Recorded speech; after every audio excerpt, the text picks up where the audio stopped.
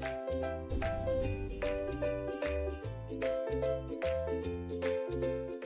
teman-teman semua, selamat datang di Debate Dynamic Safe Unsur. Perkenalkan, namaku Chandra Chatami and I've been in debate for 5 years since I was high school, dan aku lebih sering megang di posisi pembicara pertama. That's why for today's topic, we're going to talk about setup, dimana ini adalah tugas utama seorang first speaker, and if you don't have this, a better setup, then you will out of nowhere in debate. So this is the important one. Before you tell your arguments, sebelum kalian masuk ke argumen kalian, menjelaskan apa yang kalian inginkan dan pembenaran-pembenaran yang akan kalian buktikan, you have to set up the case first. Dan aku sudah punya 8 pertanyaan di sini yang akan aku jawab, dan semoga itu semua bermanfaat. Pertanyaan pertama adalah tentang what is setup. So by definition for me setup is just simply how you build up the case.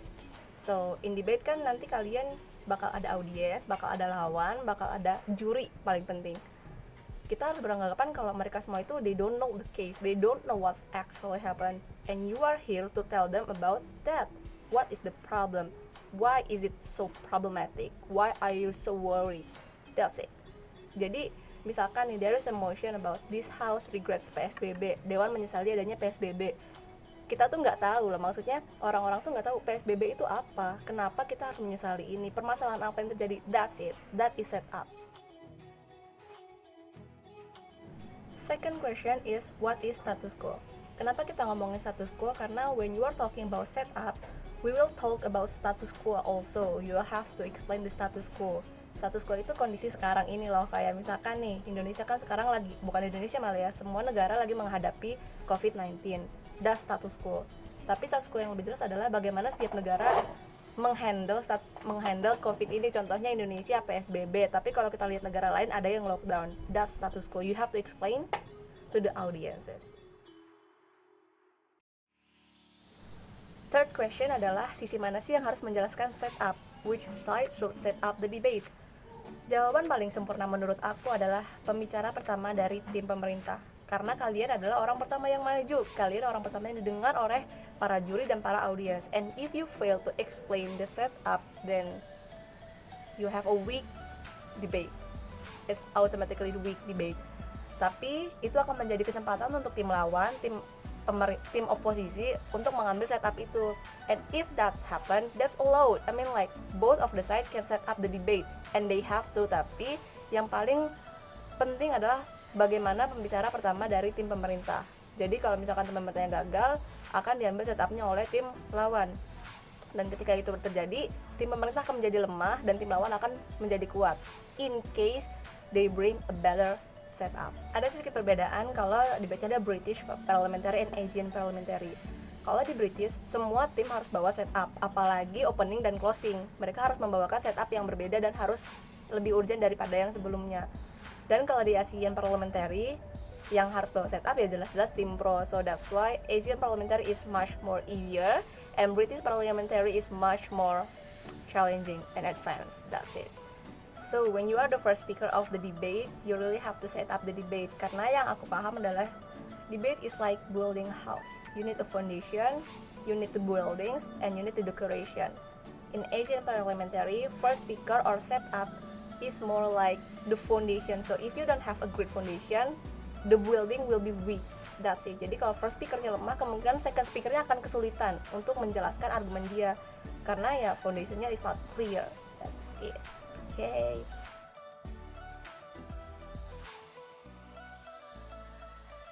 The next question is, if the affirmative team fails to explain the setup, should the opposite team take the setup? Well, the answer is yes, you should, but it will be more hard. Kenapa? Karena for me, you have to do two things. First, you accept that the government case is okay and you debate about this. But the second things you can say is that no, government is not right. They are wrong. They are not relating and something etc. And you bring up the new setup. That will be a little bit hard because it's like you're out of the debate. The government want this, but you go through this. It's like you go out of nowhere, both of you. I don't know where you go, but that's not really good. So as the opposite team, if the government team fails to explain the setup, ya kalian bisa aja ngambil setup itu, but you have to be more careful. You have to first accept that their case is alright, and the second layer you have to explain that their case is not important, and you bring up the new case, the more important case. That's it. That's how to be an opposite team when you are building a setup. The next question is why setup is important. Simply because it decide are you a good debater or not. Tapi secara sistematisnya nih ya, in case you are the first speaker and you are not having a good setup, it will be hard for your second speaker to improve your argument. Itu yang paling pertama. Second speaker kalian akan kesulitan untuk merelate apa yang kalian bawakan dengan apa yang akan dia bawakan. That's first. And the second is, if you have not have a good setup, then your case will be weak. And when your case is weak, the opposite team will attack you very easily. That's why when you have a good setup, you will have a strong case, you have a strong foundation. The building will be easy, and the breakdown of your case will be much more, almost not exist. Your case is strong enough. And the third reason why setup is important, because if the adjudicator is confused by your setup, then you will have a chance to lose. That's why you have to persuade the adjudicator that this is the problem, this is the setup, and this is important. That's it. Don't make any logical gap, or don't make any adjudicator confused by your setup. That's important. And finally, the hard question is how to build a good setup. Jadi buat aku, supaya gampang bahasa Indonesia aja, aku punya 7 yang harus dipenuhi untuk membuat setup. The first is defining the motion. Defining the motion is like kalian mendefinisikan setiap kata yang ada di mosi. Contohnya, this house regrets PSBB. Well, if that's the motion, then you have to explain what is PSBB, because we all don't understand about PSBB. I mean, ya PSBB kita ngerti, tapi PSBB maksudmu tuh apa? You can simply say that PSBB adalah pembatasan sosial berskala besar, but that's not a good definition. A good definition tells us about, mungkin lengkapnya ya, 5W1H. Di mana sih PSBB itu terjadi? Ya di Jabodetabek, di mana lagi? Terus gimana sih PSBB itu? Kalian harus jelasin kalau pembatasan penumpang di public transportation, denda, dan segala macam. That is defining the motion. Tell us the details that important for your case. And after you finish defining your motion, you have to explain the second things, which is background. Background itu latar belakang. Jadi kalau teman-teman pernah bikin karya tulis ilmiah atau laporan, that is your background. Permasalahan apa yang menyebabkan mosi ini tuh keluar? Permasalahan apa yang menyebabkan kita tuh menyesali adanya PSBB? You can explain about the status quo. Status quo-nya kayak gimana sih sekarang? PSBB itu bikin masyarakat kayak gimana? Pemerintah itu kayak gimana ke masyarakat? That is background. Everything is about why would this happen? Why is it important? That's it. Biasanya ya background tuh nggak panjang-panjang kok, paling cuma 1 menit 2 menit, dan itu udah tergolong lama sih. Biasanya cuma 1 menit kok. Jadi background you don't have to make it that complicated, make it urgent, make it clear. What is your problem? Why is this happen? Why are you regretting these motions? That's it. After you explain the problems, you have to explain the third things. Urgency. Urgency is apa sih yang kalian takutin? Misalkan nih, this house regrets PSBB. Terus PSBB kan seperti ini kondisinya, dijelasin sama tim pemerintah. Then what are you so afraid of? Apa yang kalian takutin dari PSBB? You can say that economic unstable, or something that you are scary, that you think this should finish right now. That's important. Urgency. And if you don't have any urgency, then the debate will be like, well, you don't have any problem, why we should debate about this? That's it. Urgency is like, why is this important? Why is this urgent? Why we should do this now? What kind of problem that will exist in the future if we don't take any steps towards this motion? That's it, I think. Now you already have your background, you already have defined your motion, you have your urgency. The fourth thing that you have to do is your stance. Stance is, what do you want then? If you regret PSBB, then what do you want? Do you want to go just to normal, there is no PSBB at all, or you want to jump into lockdown? Or you just think that social distancing is enough? What do you want? That's it, that's stance.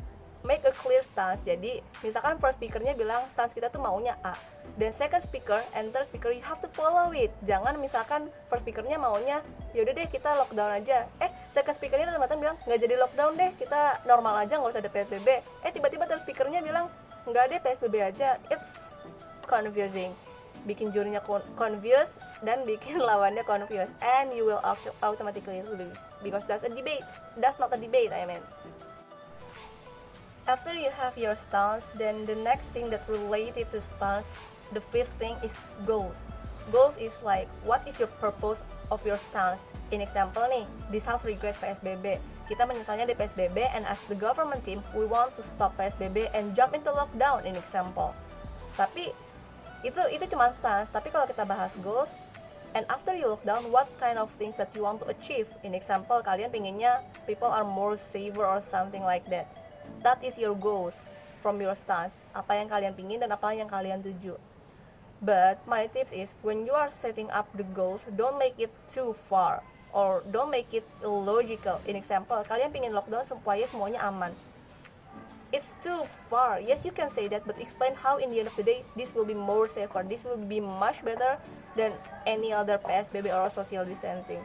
Don't make any logical gap. And don't make it too easy, because when it is too easy, then it's not a good debate. It's just, average debate, then you are below average debate. The sixth after you have your goals is models. Models is more like how will you achieve your goals. In example, kalian pingin jump ke lockdown, then explain the models. Is this possible to happen? Is this beneficially and something like that? That's model. How will you achieve your goals? In example, kalau kalian memang pingin semuanya lebih aman dari COVID-19, then how can you make people more safer rather than social distancing? In example, kalau misalkan kalian pinginnya lockdown, ya kalian bilang karena kalau lockdown semuanya akan di rumah, kita akan membagikan sembako, mereka tidak perlu keluar dan mereka tidak perlu bersentuhan dengan orang lain. That's at least I get the logical explanation about, okay, that's how you will make people more safer.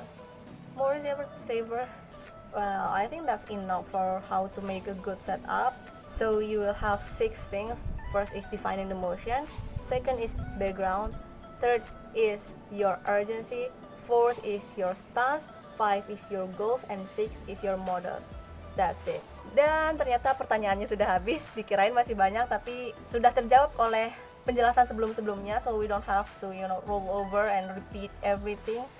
That's for setup, that's for debate dynamics today. So I hope you can remember it. I hope it's useful, and see you in the debate tournament.